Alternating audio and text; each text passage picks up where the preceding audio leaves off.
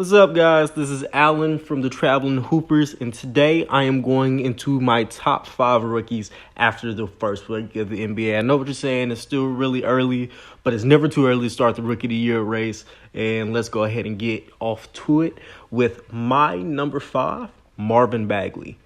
Marvin Bagley is tearing up the NBA just with his athleticism alone. Of course, he has to make a few steps. You can even see that by his shooting numbers, but he is being extremely efficient inside of the paint. I believe his shooting splits right now are 500 from the field, 0 from the three-point line because he hasn't shot any, and 70% from the free throw line, which is pretty good for someone who doesn't seem to be the most skilled. But you can see in certain times off the dribble, as you can see with this move he did off of Anthony Davis, he definitely has some skills there. But another thing that we do have to worry about is his seemingly average rebound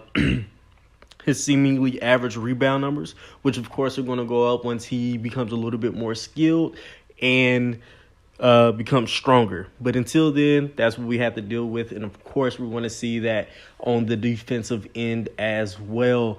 But again, this is still the first week. Hopefully those numbers go up and he continues to rise on this list. Now let's get into my number 4 pick, who of course was the number 4 pick in Triple J, also known as Jaren Jackson Jr.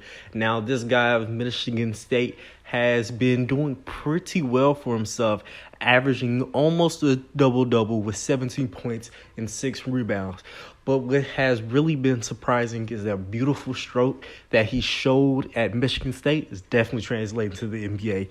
I know, still small sample size, but in his 5 3-point attempts, he's made 2. So he's shooting at a 40% clip, which is beautiful for a stretch 4. And he's also showing that he can protect the rim, even though he does seem to be a bit hesitant at this point. But hopefully, as the season goes on, he continues to improve that. And his shooting doesn't just stop at the 3-point line. He's also showing that tenacious ability to finish at the rim. Even though it's not very powerful, he is showing a little bit of explosiveness when it comes to putbacks and rebounds around that area.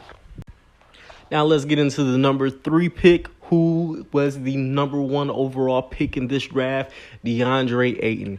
Now, DeAndre Ayton isn't the most powerful person in this draft class, but boy, is he silky smooth. I mean, that mid-range jump shot is really coming in.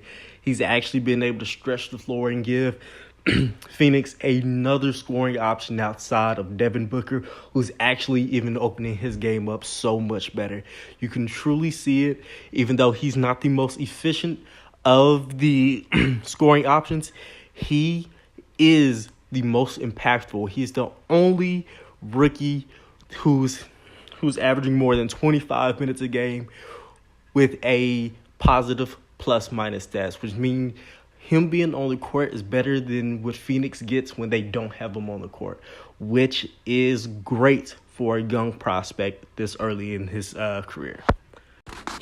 All right, and number 2 is Luka Doncic, my personal favorite to win Rookie of the Year. He is doing fantastic after bouncing back from his just okay first game ever in his debut. He had 10-5, which is now his current average is 18.7 rebounds, 3.5 assists on pretty good efficiency, at least from the field.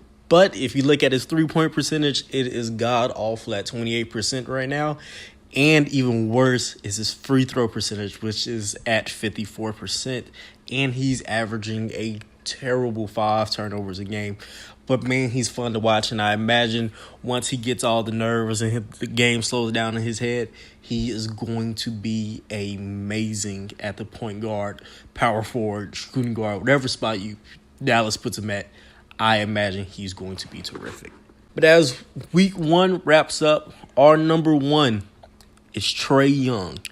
And man, can that kid score. With every game he's had, he's got better and better, especially after that 35-point outburst that he had on Sunday. man, it's crazy. From that game, all of his shooting splits went through the roof. He's now hitting 45% from the field, which isn't amazing. But from the 3-point line, he's shooting 39%, and from the free throw line, he's shooting 80%. And he's not really hurting his team that much when he's on the floor at a -4 plus minus. But what matters is he gets his team in the game. He does everything he can to get that ball zooming around, hitting everybody's hands. And of course, he is staying out of trouble on the offensive end by limiting his turnovers, which is great for any young point guard. All right. And thanks for sticking around to the end of the video. I have written a great article on the Traveling Hooper website called the Rookie of the Year Race Week 1. And this is something we're going to do hopefully weekly. If not, we're going to do it by every break. So when there's the Thanksgiving, after we get that first month in, and then we get around Christmas time, possibly even All-Star Weekend, just to see where these guys are stacking up.